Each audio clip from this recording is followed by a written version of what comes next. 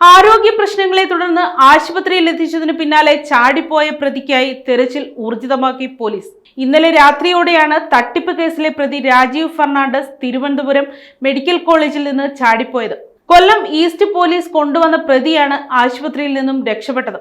ഇന്നലെ രാത്രിയോടെ കാർഡിയാക് ICUവിൽ നിന്നാണ് ഇയാൾ ചാടിപ്പോയത്. എൻഫോഴ്സ്മെന്റ് ഡയറക്ടറേറ്റ് ഉദ്യോഗസ്ഥൻ ചമഞ്ഞ് പണം തട്ടിയ കേസിൽ അറസ്റ്റിലായ പ്രതിയാണ് രാജീവ് ഫെർണാണ്ടസ്. ഇയാൾക്കെതിരെ 2 സ്റ്റേഷനുകളിലായി കേസുണ്ട്.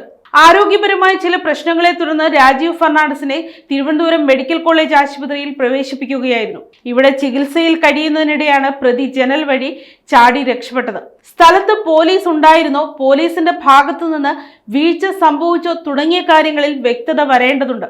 സംഭവത്തിൽ തിരുവനന്തപുരം മെഡിക്കൽ കോളേജ് പോലീസും കൊല്ലം ഈസ്റ്റ് പോലീസും അന്വേഷണം ഊർജിതമാക്കിയിട്ടുണ്ട്. രാജീവ് തിരുവനന്തപുരം ജില്ല വിടാൻ സാധ്യതയില്ലെന്നാണ് പോലീസിന്റെ നിഗമനം. News desk, Kottarakkara media.